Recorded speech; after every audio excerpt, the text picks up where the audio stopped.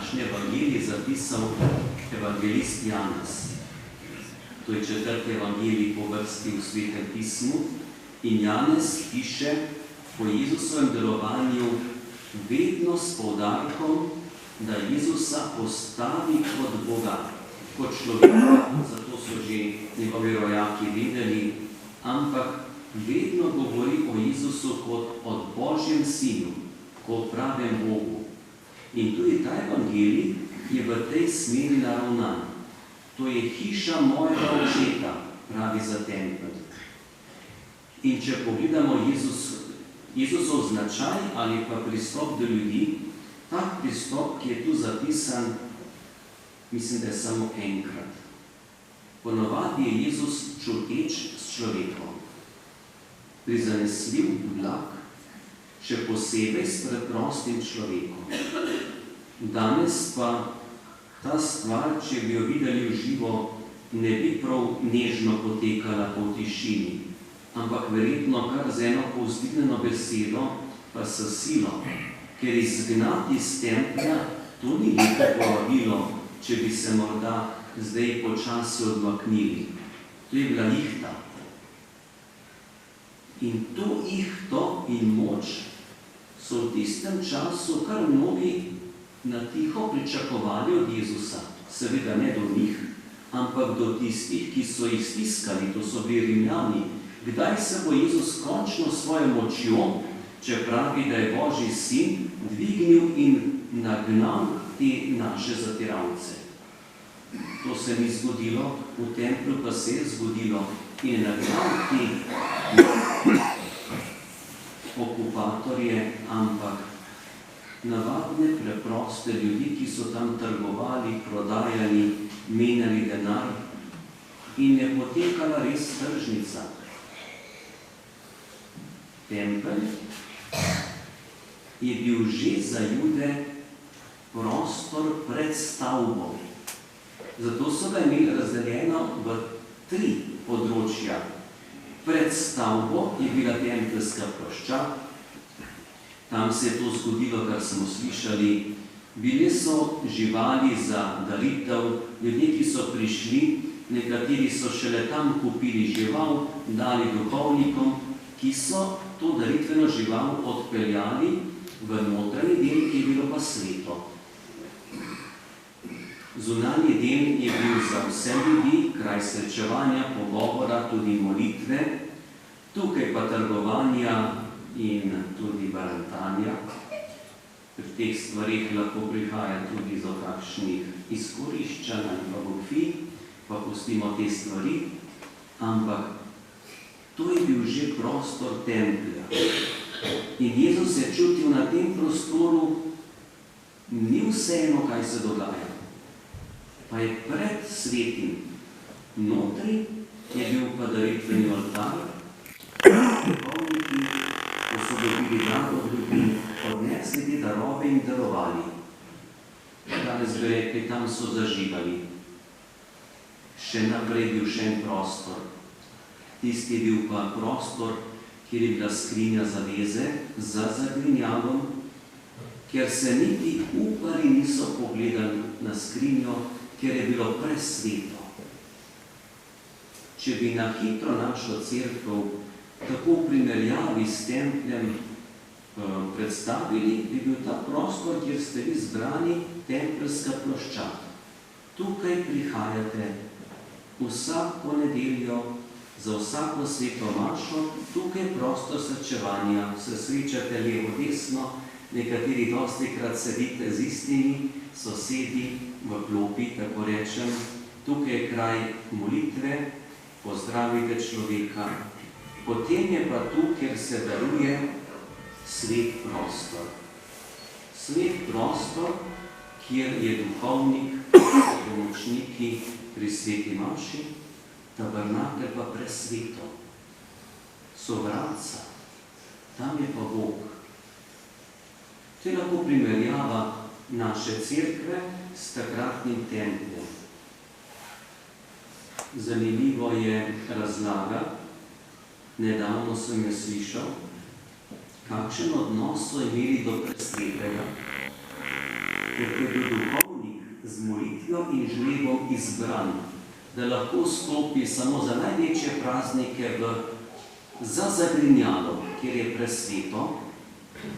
O Zahariju tako piše, kamor je prišel in tudi srečal angela z oznanilom, da bo dobil sina, da so tega duhovnika privezali na vrv, ker lahko bi se zgodilo, da zaradi njegove grešnosti, nepripravljenosti, ker noben človek ni popoln, lahko tukaj, kjer je presveto, kjer je Bog, zaradi lastnega greha umre. In če bi tam umrl za zagrinjalom, kdo bo šel pon? Tisti, ki bi šel pon, bi lahko tudi umrl zaradi greha. In je bilo bolj varno, če bi se zgodila smrt, da samo izvleče z vrvjo sebi in stvar uredijo. Poglejte, kakšna drža do presvetega.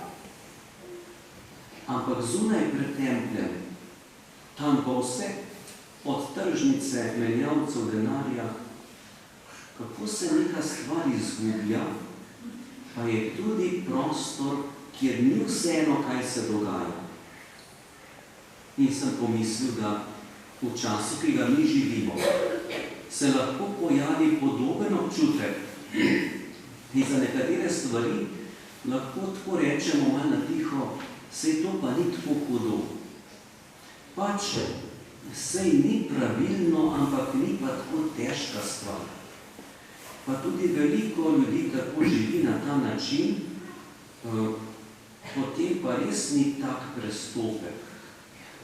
In tako so ljudje, ki so imeli postavo, ki so imeli Božje zapovedi, morda celo bližje pri sebi kot današnji človek. Saj smo slišali prvo berilo, kako dolgo razlaga postave in Božje zapovedi. In so izgubili ta občutek, da tu, na tempeljski ploščadi, tukaj pa ni več tako pomembno, če se malo kakšnega ogoljufa, ali če je kakšna morda tudi zamera, ali kakšna sila, ali kakšen tujc odgnan, pogan zavrnen, tukaj pa ni važno.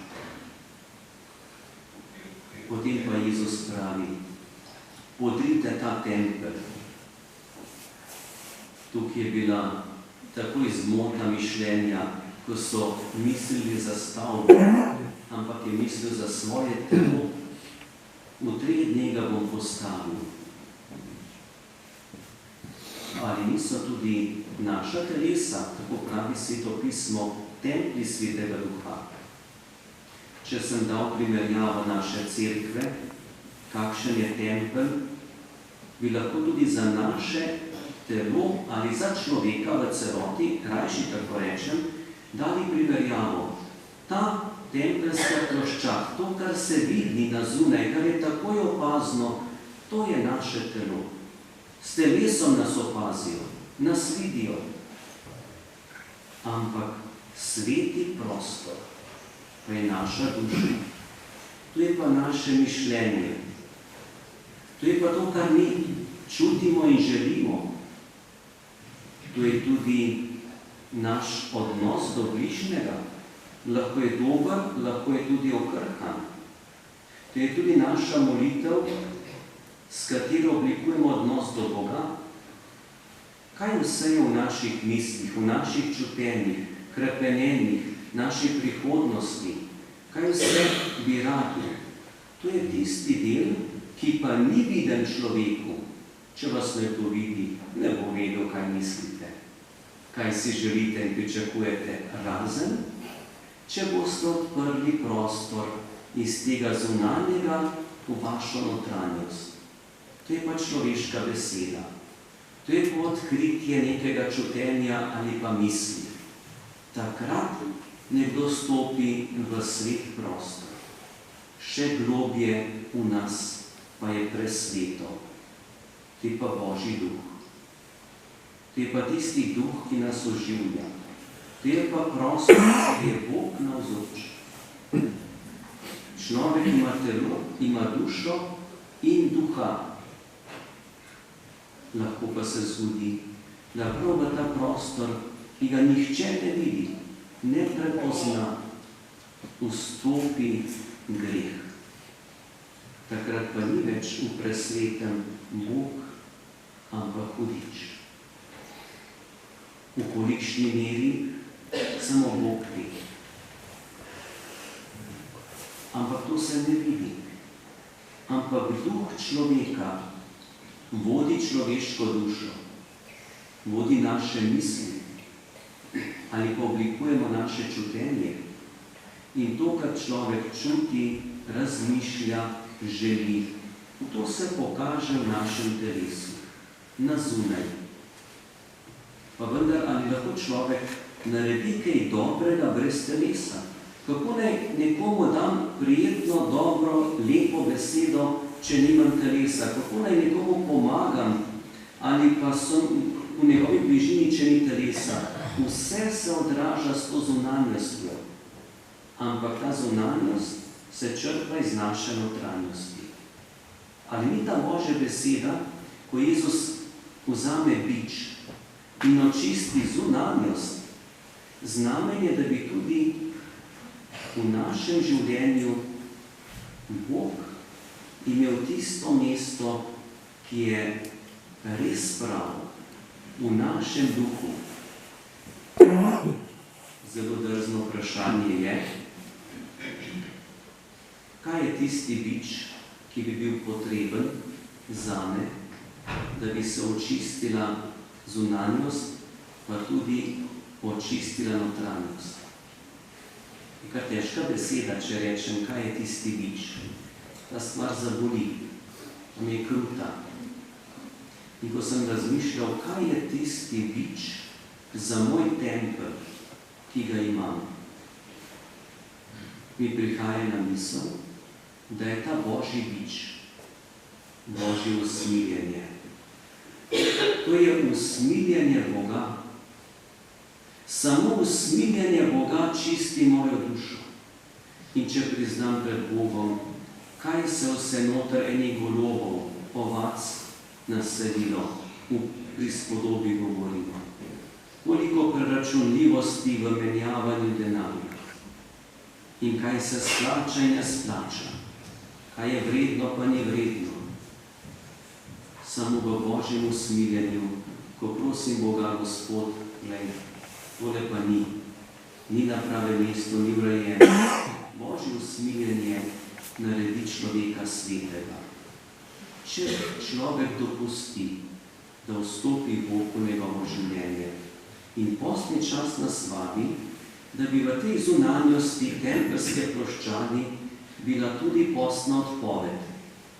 Ali pa drža, za katero smo se odločili, ali jo pa ponovno zopet prevzamemo, ker nam ne uspeva najbolje. In da bi v to svetost našega življenja lahko po naši molitvi, dobrih delih, ki so na zunaj, vstopal Bog, ki nas posvečeval, da bi tudi mi zmogli sprejeti ta Božji bič čiščenja, ki je usmiljenje. Ko človek to dojame, potem lažje odpre svoje srce v ponižnosti, v iskrenosti in prosi Gospoda, Gospod, očisti to, kar je presveto v meni, da tukaj bivaš ti, da sem lahko tudi jaz kot tempelj Svetega Duha in na ta način se srečujem tudi z bližnjim in da prepoznavam v drugem človeku, da je tudi ta drugi človek tempelj Svetega Duha. Vas povabim, da tudi skupaj spovemo vero.